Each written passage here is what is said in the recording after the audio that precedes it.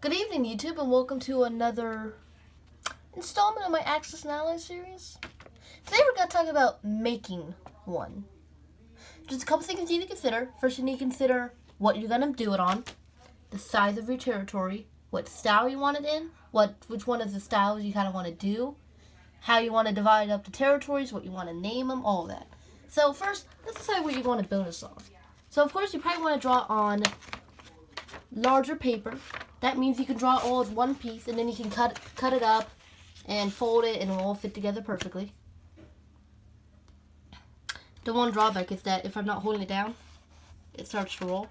So you are going to have to get like some weights to hold it down or sit on it or something just to kind of keep it there. Next, you want to consider the size of your territory. My rule of thumb is it should at least contain 2 of the World War I roundels and a national chip. I don't have any on hand. Here we go. And a national chip. It is fine if it's a little too small, just as long as they kind of fit in there. Of course, Hungary's a little big, so. Generally, anyway. Like some territories, like Reichskommissariat Ostland will have a couple little. But yeah. So, as you can see, if I go up to the Soviet Union, I do it in pencil. Then I trace over it in pen. Just so you know, so I don't actually erase it or anything.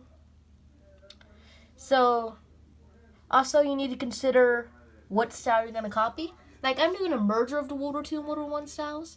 Or like the roundels below and you have the factory icons.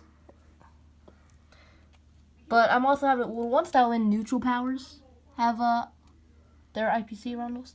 Man, Spain's going to be an interesting case. So yeah, so neutral powers are going to have an IPC or a national roundel, but they're all going to be smaller like the World War I. Britain will be unique in that, say, like Egypt or South Africa, they will have British and their own unique roundel, but they're not minor aligned powers like they're on World War I. They are still fully British territories in this game. They're just kind of given special attention. So you also decide what powers will be playable. Like this has 8: Germany, Soviet Union, United Kingdom, Italy, France. Yes, France is playable. China, Japan, the United States, but I haven't made them yet. So the United States. I think that's it. Germany, Italy, and Japan is the Axis. Then it goes Britain, France, United States, Soviet Union, China. Okay, so that's 8 playable powers in this game. I'm also using the World War I stacking chips. I just think they're superior to the World War II. They do take up more space, but they're also more stable and more distinct. So, what else? When naming territories, you kind of have to be unique. So, here's Poland, East Prussia. For colonies, you can either just call them their colonial name, like Mozambique, Portuguese, East Africa, Italy, Italian, Libya. This will be Italian, East Africa. Or you can just go like Libya, Ethiopia, Egypt. This is going to be Dominion of Egypt. So I'm going to give them like their more colonial names. Also, if you're doing a thing where the Soviet territories are occupied, so this is a 1942 map. I'm redoing my older 1942 one currently. I just don't think it's the best. So yeah, so you have 2 methods. You can either name them so you can either name them the Soviet way, Ukrainian SSR, Belarusian SSR, Livonian SSR, or Baltic states, Baltic SSR. I'm calling it Reichskommissariat Baltic. On my last one, I called it Livonia.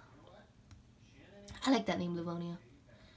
So yeah, so I'm gonna go with Reichskommissariat Baltic, Reichskommissariat Ostland, Reichskommissariat Ukraine.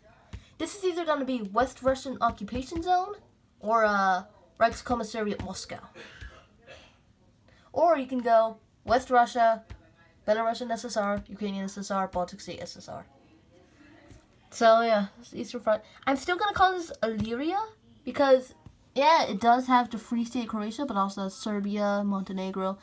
So I don't want to call all Croatia, so I'm going to call it Illyria, which is a bit more expansive, not just Croatia. What else? Also borders. I have borders.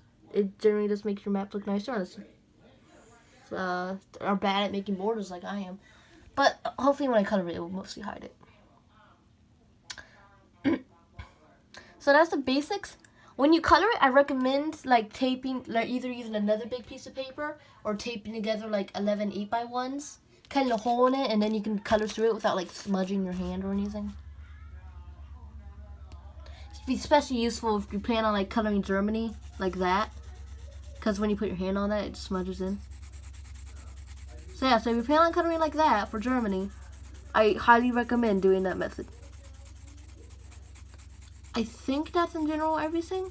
Not very sure. I think that's everything. Trying to think of something else, so yeah. Here, let's talk about equipment. So when using these, I generally use mechanical pencil for, you know, tracing it, for drawing the territories. Pen to trace. Giant eraser to erase the pencil marks once the pen is dry. You have to wait, I'm guessing, at least 5-ish minutes for the pen to be completely dry. Then it's safe. A marker for the smaller roundels. If you're doing a World War I one where it requires the bigger roundels, just use one of these. I also use this to help me like make sure all like my names are lining up and everything. 2 of these. A German mark, or any identification marker, and a bomber. So that's all my equipment I generally use for deciding. And scissors, in case, not those scissors, but just scissors in general, in case I need to go snip, snip, snip, snip. So, yes, this is how to make your custom Axis and Allies board. Some of you asked me about it, and I think this video will be helpful for you. So, just in mind, decide what you're going to name your provinces, how big they're going to be, how you're going to divide them up. If you want to go, what scenario you want to do, 1942, 1914, 1916, Kaiserreich, World War I, 1945.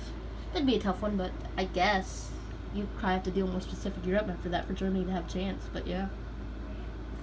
So, I think that's it. Also, don't forget to add your C-zones. Those would be important. Oh, okay, so I think that's everything. Okay, so, here you go. Oh, I wish you good luck out there, all you inspiring map creators, and I will see you next time.